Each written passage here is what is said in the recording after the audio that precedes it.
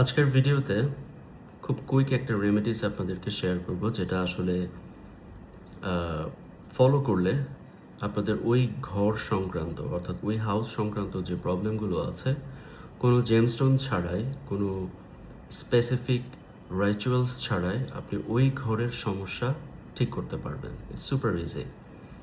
যেমন কারো যদি প্রবলেম থাকে চতুর্থ ঘর নিয়ে, হ্যাঁ, চতুর্থ ঘর হচ্ছে মা।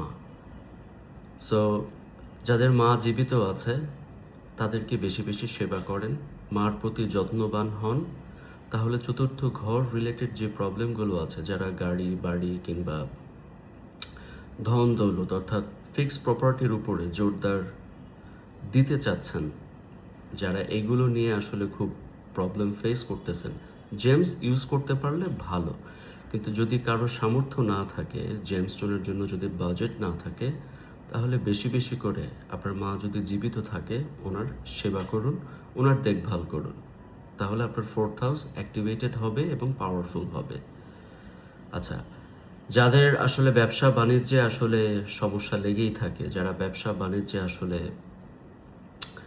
উন্নতি করতে পারছেন না, ব্যবসা বাণিজ্যের জন্য হচ্ছে সেভেন্থ হাউসকে এনার্জাইজ করতে হয়। আর আপনার সেভেন্থ হাউস হচ্ছে আপনার ওয়াইফ। বেশি বেশি করে নিজের বউকে ভালোবাসুন, নিজের স্ত্রীকে সময় দেন, নিজের অর্ধাঙ্গিনীর প্রতি যত্নবান হন। আপনি যদি আপনার বউকে বা আপনার স্ত্রীকে বা আপনার ওয়াইফকে যদি প্রহার করেন, তাহলে আপনার ভেনাস নষ্ট হবে। লিব্রা হচ্ছে ব্যালেন্স। আপনার ওয়াইফ মূলত আপনার জীবনের ব্যালেন্স কন্ট্রোল করে। So take care of her. সে যেটা চায়, সে যেটা আপনার কাছে চাচ্ছে, সেটা ফিল আপ করেন। ওয়াইফের জন্য বেশি বেশি করে গিফট নিয়ে যাবেন, ওয়াইফের জন্য বেশি বেশি করে কেনাকাটা করে দেবেন আপনার সামর্থ্য অনুযায়ী। আপনার যদি সামর্থ্য না থাকে, আপনার ওয়াইফকে বোঝাবেন যে দেখো আমার এতটুকু সামর্থ্য আছে টু মেক ইউ হ্যাপি। দেখবেন সে বুঝবে। So yeah, that's it.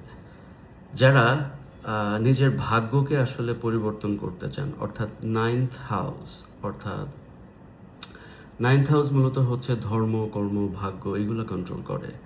যাদের বাবা জীবিত আছে তাদেরকে টেক কেয়ার করেন। আপনাদের বাবা যদি জীবিত থেকে থাকে, তাহলে বাবার বেশি বেশি করে সেবা করেন। বাবা অনেক বড় একটা বটগাছ, হারানোর পরে বোঝা যায়। যখন থাকবে তখন কেউ টের পায় না, আমিও পাইনি। যখন হারিয়ে যায় তখন মানুষ টের পায়।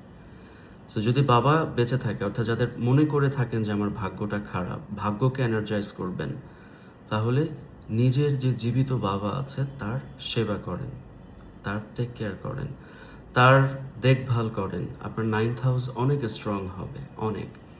আপনি যদি গাড়ি বাড়ি বা কমফোর্ট পেতে চান, জীবনে যাদের কমফোর্ট দরকার, হ্যাঁ, বিশেষ করে যাদের কন্যা সন্তান আছে, ফিফথ হাউস, অর্থাৎ ফিফথ হাউসকে যদি আপনি এনার্জাইজ করতে চান, বেশি বেশি করে পাওয়ারফুল করতে চান, তাহলে বাচ্চার প্রতি, আপনার সন্তানের প্রতি আপনার যে দায়িত্বগুলো আছে, সেগুলো অক্ষরে অক্ষরে পালন করার চেষ্টা করেন। তাদেরকে শেল্টার দেওয়া, তাদের দেখভাল করা, তাদেরকে টেক কেয়ার করা।